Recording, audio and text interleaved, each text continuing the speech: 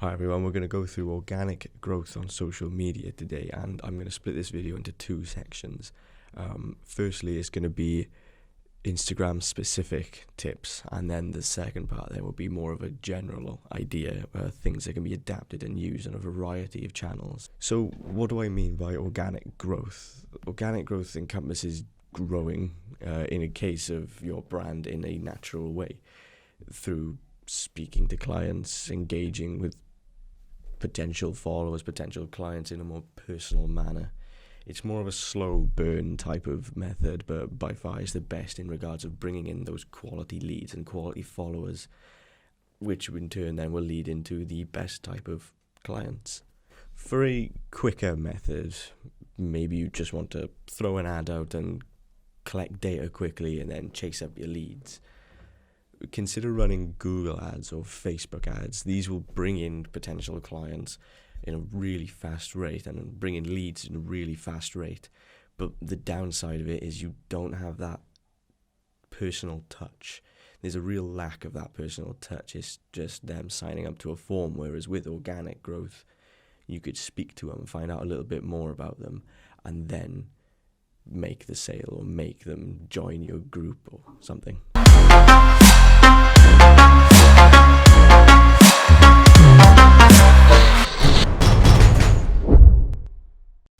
So to start off with the Instagram tips, first thing I want to say is use carousel posts. It's those posts where there's multiple images on the same post and you can swipe through them. So why would we use them? They can be used to tell a story, maybe a educational post in processes. So you go step 1, swipe, step 2, swipe, and so on. You can also do before and after images. If you're a personal trainer, you want to show some results. Show a before image, after image.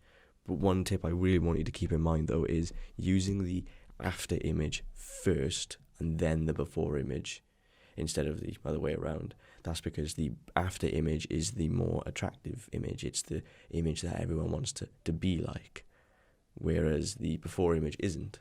So put that attractive image first.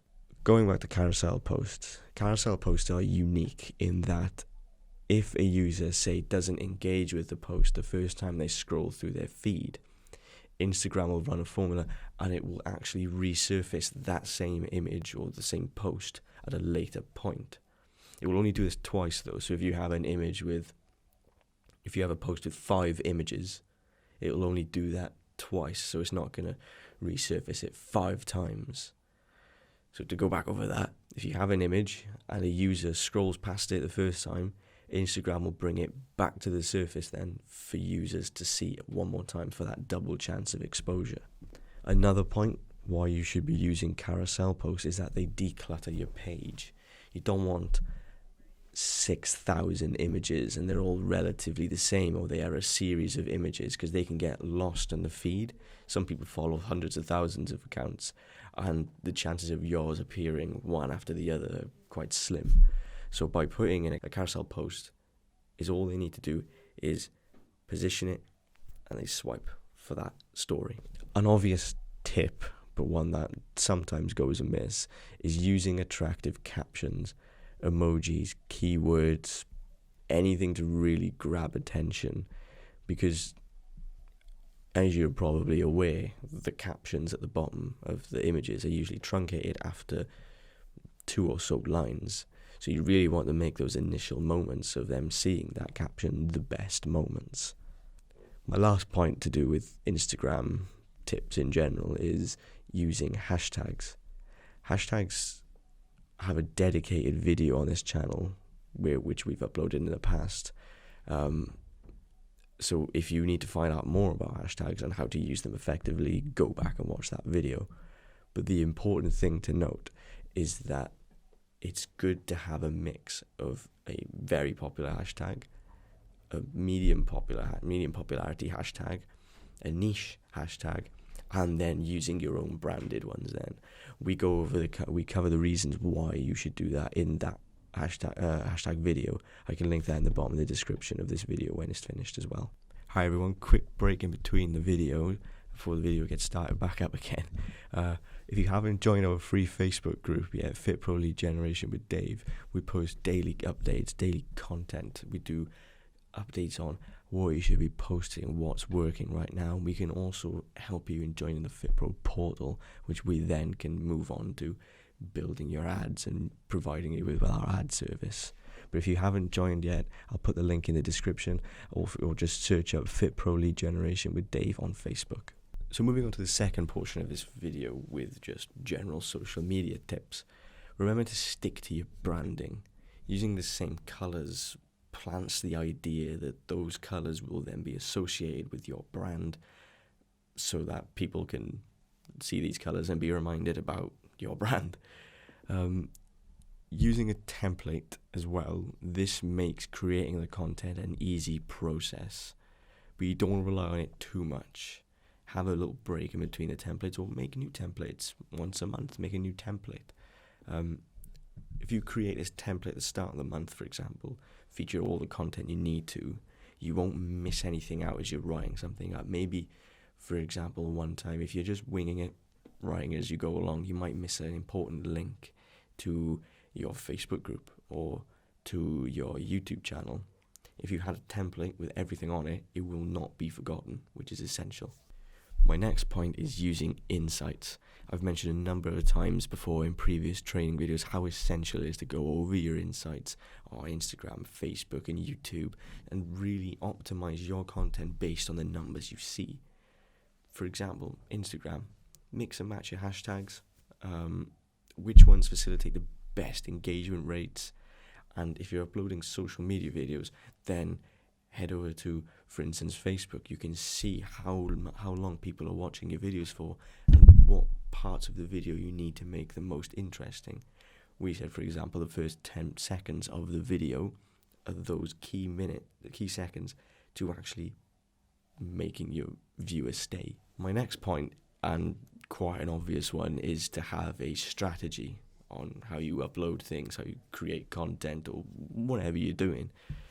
We mark everything down here over the course of a month, and everything falls in line with that marketing calendar. You might find that not following a structure leads to certain videos performing really well and some performing not as well. But with a strategy, you can see what's working. If you have that video that's doing well, make a strategy around it. How can we develop this topic, this idea, and turn it into a month-long strategy, a week-long, and just theme your ideas off of that. But really important, have a plan. Something to consider on Facebook is engaging with your social communities. Imagine you're a clothing brand. You want to see what your potential buyers are interested in, what they're buying, where they're hanging out.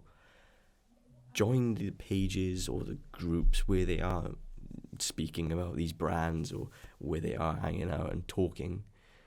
And this enables you to get an insight as to what they're thinking and essentially plan the next move.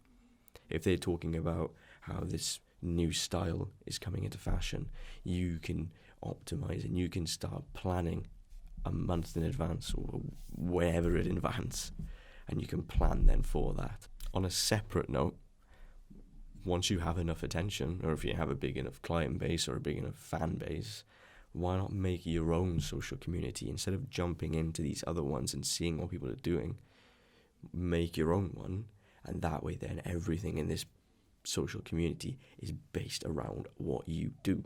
You can see what people are enjoying and see what people have to say as well. So again, you can build your brand and optimize your brand from the data you collect. It's all about optimization. My next tip, and the last tip, is show how people can use your product. How is it beneficial? Using testimonials, reviews, repost content of people using your product. For example, if you, going back to that clothing company example, if you just uploaded pictures of your clothes hanging up on a wall, people aren't going to be as inclined to buy it. Whereas if they see their favourite influencer on Instagram wearing those clothes, they're more inclined to buy it. Or if they see the person they look up to using your service or using your product, they're more inclined to buy it and more inclined to tune in and listen to what you have to say.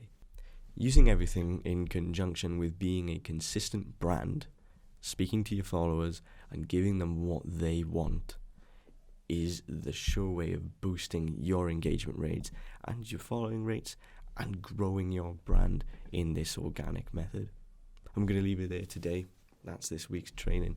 If you have any questions, future requests for the training, leave them in the comment section below, and don't forget to subscribe to the channel as well. But apart from that, cheers.